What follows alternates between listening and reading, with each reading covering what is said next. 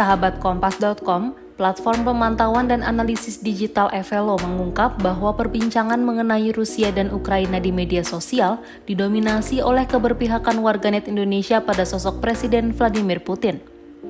Menurut lembaga tersebut, sikap itu terbentuk karena ketidaksukaan sebagian besar masyarakat Indonesia pada Amerika Serikat dan Fakta Pertahanan Atlantik Utara atau NATO.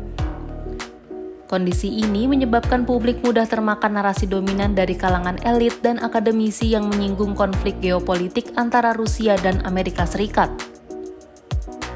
Pada periode 23 Februari hingga 14 Maret 2022, Evelo menemukan peningkatan perhatian pengguna media sosial di Indonesia atas perang Rusia-Ukraina.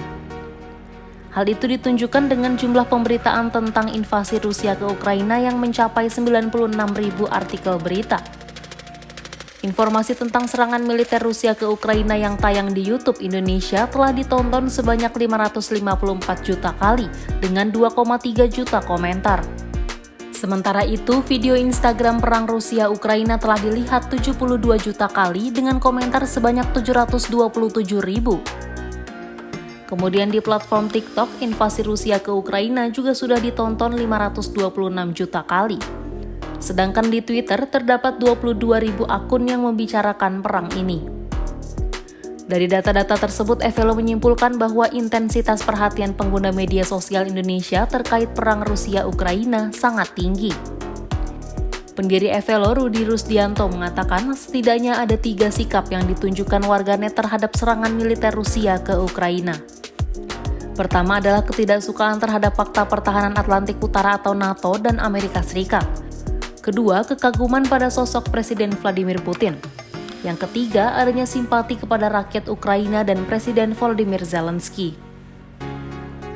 Namun dari 4 platform media sosial yang diteliti, Rudi menyebut mayoritas warganet cenderung berpihak pada Rusia. Misalnya di Twitter, jumlah akun yang membicarakan Presiden Putin 71% lebih besar dibandingkan Zelensky. Rudi mengungkap percakapan yang mengemuka di Twitter ini didasari atas ketidaksukaan kepada NATO dan Barat.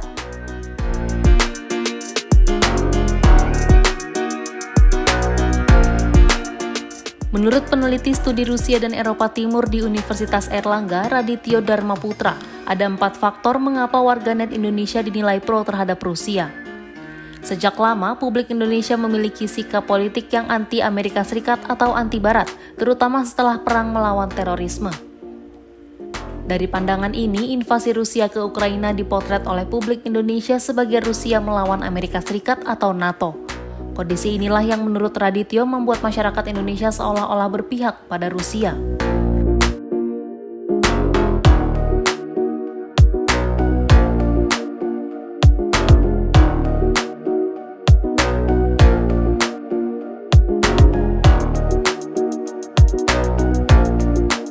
Faktor kedua karena sosok Presiden Vladimir Putin yang dinilai tegas. Menurut Radityo, warga Indonesia mudah terkesima dengan penampilan pemimpin yang tegas dan kuat karena mengingatkan citra itu pada mantan Presiden Soekarno. Kemudian Radityo mengatakan faktor pendorong lainnya adalah terkait isu agama. Menurutnya di Rusia, Islam menjadi agama terbesar kedua setelah Kristen Ortodoks. Terakhir adalah diplomasi publik Rusia yang banyak memberikan beasiswa kepada ratusan mahasiswa untuk belajar ke negara itu. Menurut Radityo, narasi yang dikembangkan dari para lulusan penerima beasiswa itu atas invasi Rusia ke Ukraina sama persis dengan pemerintah Rusia. Mereka menyatakan bahwa yang dilakukan Rusia hanya operasi militer. Analisis yang pro-Rusia tersebut ditelan mentah-mentah oleh masyarakat Indonesia. Selain itu, pengetahuan publik Indonesia tentang apa yang melatari konflik Ukraina dengan Rusia sangat minim.